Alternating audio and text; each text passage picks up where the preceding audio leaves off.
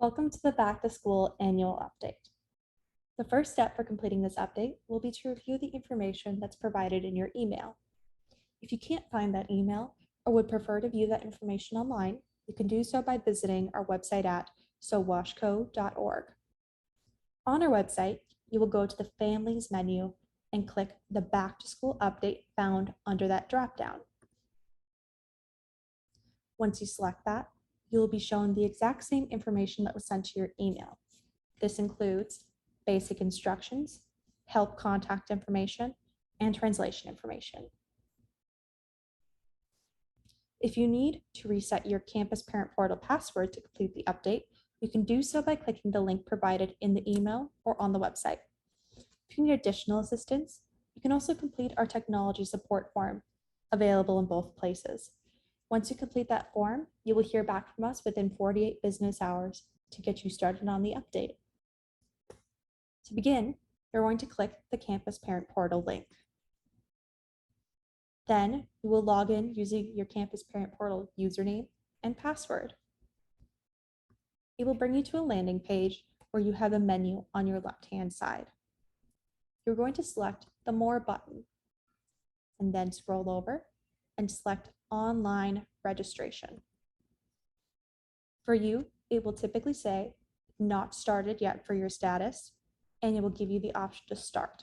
If you've begun the update, it will show in progress and give the option to continue. You're going to select the continue or start button to begin the annual update. I'm going to pass it over to James to show you the step-by-step walkthrough of how to complete the annual update once you have begun the section online. On the next page, you should see all of your students listed. So there's two questions that we have to ask here. Do you, in fact, see your student on this page? And if so, do they have a yes in the column titled Requires Completion? If so, then you're okay to continue. If not, please reach out to our Department of Student Information at 651-425-6328 or email at enroll@sowashco.org. If you're ready to go, then you can select the button that says Begin Registration. That will bring you to this page where you can select the button that says Begin. Anytime you see a red asterisk in a field, that indicates a required piece of information. And the very first thing we need is your primary phone number. This will be the phone number that gets district calls regarding updates, announcements, and emergencies. We also would like your home address. You also have the option to change the home address if the one that is listed is incorrect.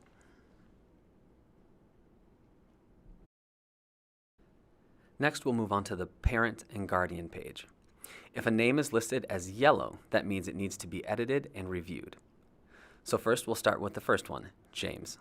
We'll click the button that says Edit Review.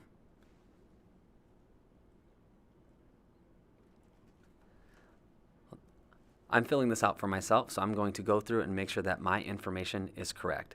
If something on this page is not correct, once again, I would reach out to our Student Information Department by the phone number or enroll@sowashco.org. Please ensure that the address listed for this guardian is correct. Next, we'll update phone numbers and email address for this parent or guardian. Please know that it is an option to select Has no email if you wish to not receive emails or do not have an email address. Next, we're looking at impact aid for families that are in the military.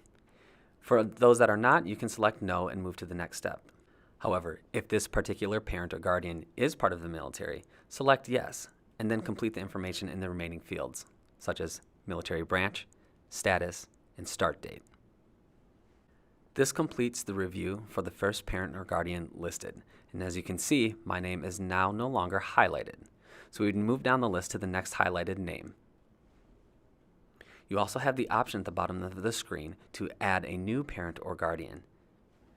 Once all parents and guardians have been edited and reviewed, you can press the button that says Save/Continue at the bottom of the screen to move on to the next section, which is Emergency Contacts. Much like the parent-guardian section, all of the emergency contacts that need to be edited or reviewed are highlighted in yellow. So we'll start with the first one, John.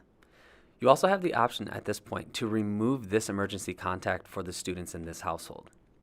We would urge you to remove an emergency contact that does not have a valid phone number in case of emergencies.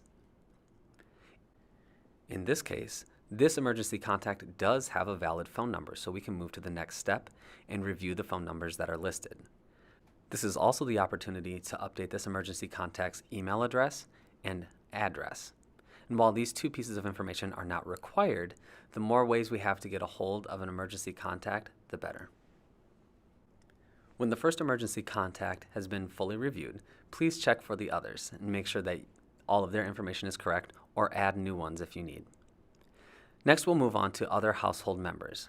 This is any child under 21 that is in your house that was not listed on that first page, or a child that is not currently enrolled in our schools. This would be the time to add them. Now we'll move on to the students. Much like the parent guardians and the emergency contacts, any students that need to be edited and reviewed will be highlighted in yellow. So we'll start with the first one on the list, Henry. On this page, I can confirm the information. I can change the nickname if your student goes by a different name than their legal first name. However, any other information that needed to be changed on this page would have to be done with our student information department at the phone number mentioned earlier or at enroll@sawashco.org. Next, we'll move on to the race and ethnic background of the selected student. Please know that for American Indian or Alaska Native, Asian, Black or African American, and Native Hawaiian or other Pacific Islander, you will be asked to give more specific ethnic or nationality information. You may also decline to indicate. You will not be able to move forward until something is filled in that field. Next, we're going to move on to housing. This is for students who may be experiencing home insecurity. If a student is not homeless, then you can select no and move forward. However, if a student is homeless, you can select yes, and there will be some additional questions regarding the student's housing status. The next few pages are regarding the relationships of the parents and guardians, emergency contacts, and any other students that are listed. You can also select the contact sequence. For instance, James is listed as the father and is listed as contact sequence number 1. That means he would be contacted first in case of an emergency or communication. Please ensure that the relationships are up to date, and know that you can also check the box that removes this person from the relationship with the student, and they won't be contacted in case of emergency. This also goes for any siblings or other household members. You can select their relationship or select no relationship. The next section of the review will be specific to the student's age. If the student is in elementary school, then they will have an emergency school closing form for South Washington County Schools, which gives options like should come home as usual, must call me, the parent guardian, or has an alternate plan, which they would write below.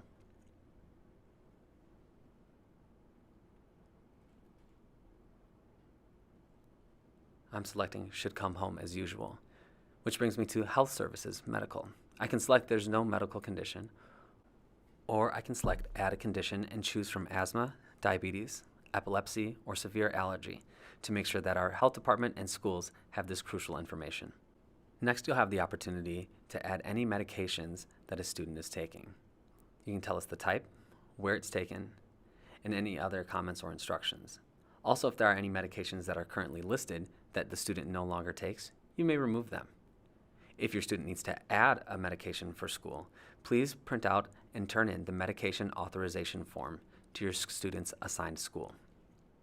For secondary students, there's also an option for self-carry pain relievers. The parent or guardian can give their student permission to self-carry pain relievers such as Tylenol or Motrin while at school. The next section is for all students. First, the media opt-out, where you can give permission or do not give permission for your student to be interviewed, photographed, and videotaped for the district. Next is the opportunity to give or not give permission for your student to participate in any field trips that are offered. Next, you can request an alternate bus stop for all of our bus riders. This could be a place to be picked up or a place to be dropped off that is different than the student's home address. Please indicate the reason for change, such as daycare or split custody. If you select other, please give the reason. This does not guarantee that your request will be granted, but it will be noted in the system. Finally, please acknowledge that you've filled this out to the best of your knowledge and sign in the box, and you're ready to move on to any remaining students that you have. Please continue until all students no longer are highlighted in yellow or add a new student. Once you've completed the review of all of this information, you can hit the red Submit button. Please know that by confirming, you will not be able to go back into this system and update or edit any information. Any further changes would have to be made directly with our Student Information Department. Now that you're done with the review of the information, you can click the Apply Here button to take you to the School Cafe page. It is here where families can learn more about and apply for free and reduced meals in South Washington County schools. Thank you for taking the time to ensure that all of the information in Infinite Campus is correct. The more information that we have, the better we can serve you and our students. Once again, thank you for your time.